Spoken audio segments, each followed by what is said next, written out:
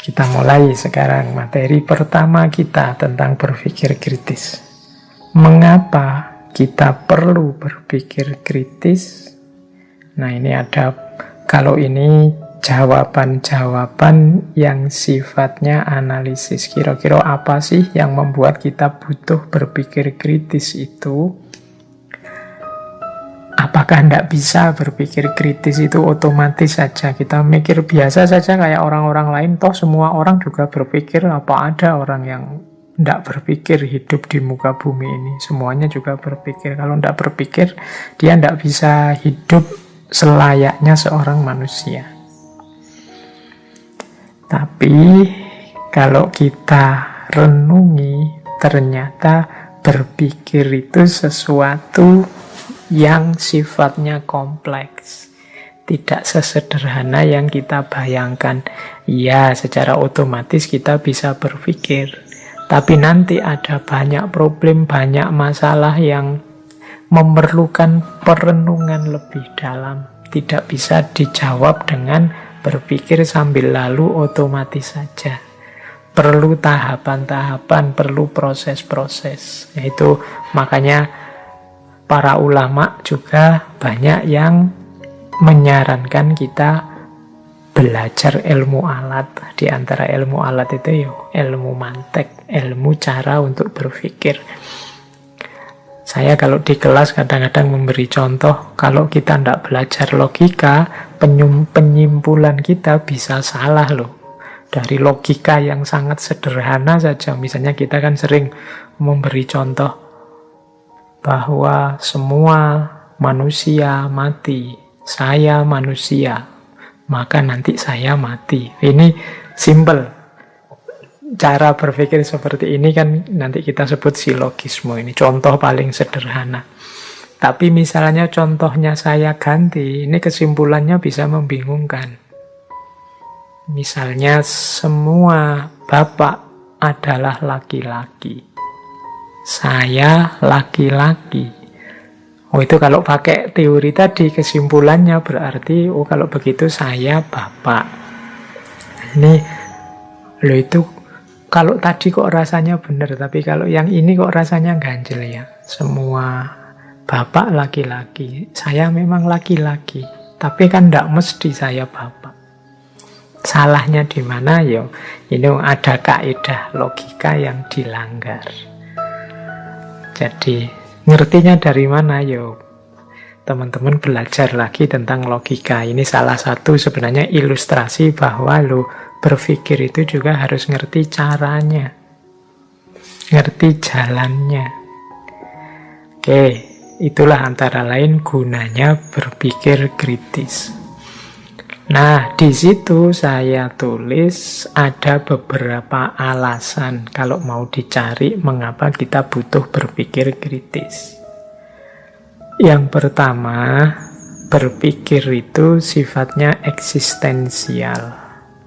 Keberadaan kita sebagai manusia itu di antara kunci pencirinya dengan semua makhluk hidup yang lain adalah kemampuan berpikir. Para filosof zaman dulu mendefinisikan manusia itu sebagai binatang yang berpikir. Nah, ini berarti penciri utamanya manusia itu berpikir. Sehingga kalau manusia kehilangan kemampuan berpikirnya, dia berada dalam bahaya. Mungkin dia jatuh ke ranah kebinatangan sehingga hidupnya tidak tertib, tidak tertata, isinya hasrat, ambisi, tidak cerdas, sering jatuh dalam kekeliruan, kesalahan, atau juga jatuh ke ranah asfala safilin, kalau bahasanya Al-Quran bahkan lebih rendah dari binatang. Nah, ini jawaban eksistensial yang pertama. Manusia itu ya secara eksistensial memang butuh berpikir.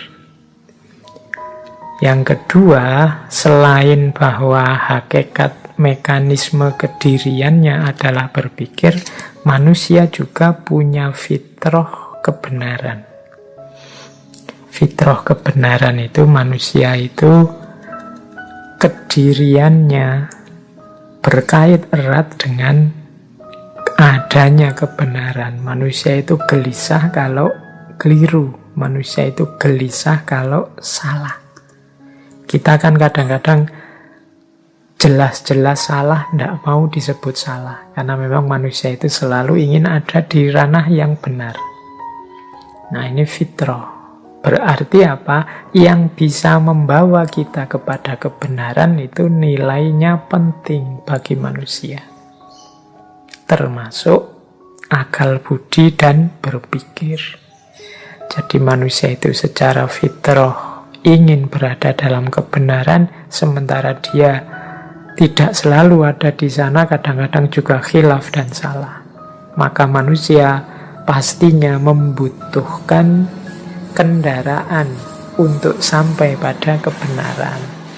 Antara lain kemampuan berpikir kritis. Yang ketiga, secara pragmatis manusia itu membutuhkan berpikir untuk hampir semua wilayah kehidupannya. Berpikir adalah universal need, kebutuhan kita yang universal di bidang apapun. Saya pernah ditanya, Pak, kalau belajar filsafat itu nanti kerjanya di mana? Itu zaman itu saya masih bingung jawabnya gimana kan, kalau nyari lowongan pekerjaan di koran-koran itu kan tidak pernah ketemu dicari seorang filosof. Apa teman-teman nyari, coba dibuka webnya lowongan kerja itu, jarang kan ditemu, atau jangan-jangan malah tidak ada dicari seorang filosof. Kalau dilihat ininya itu mungkin para sarjana dan mahasiswa filsafat bisa pesimis. Tapi jangan lupa, hakikatnya filsafat itu adalah berpikir yang benar. Dan berpikir ini kualifikasi kompetensi yang dibutuhkan oleh semua bidang pekerjaan, bahkan semua bidang kehidupan manusia. Tidak ada satu bidang pun yang tidak butuh kemampuan berpikir yang benar. Maka kalau ada yang tanya, kalau yang tanya saya sekarang, Pak, sarjana filsafat itu pekerjaannya apa? Ya, jawaban saya mestinya ya dia bisa bekerja di bidang apa saja. Karena kemampuannya kemampuan yang paling dasar, yaitu kemampuan berpikir yang benar. Dan semua bidang pekerjaan ya membutuhkan kemampuan berpikir yang benar.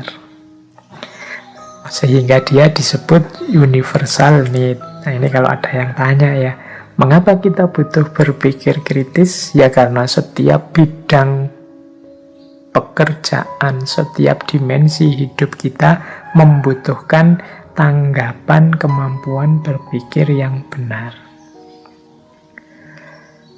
Yang keempat, mengapa kita butuh berpikir yang benar? Karena hidup ini dinamis, hidup ini plural, macam-macam. Satu kebenaran mungkin cocok di sini, tidak cocok di sana.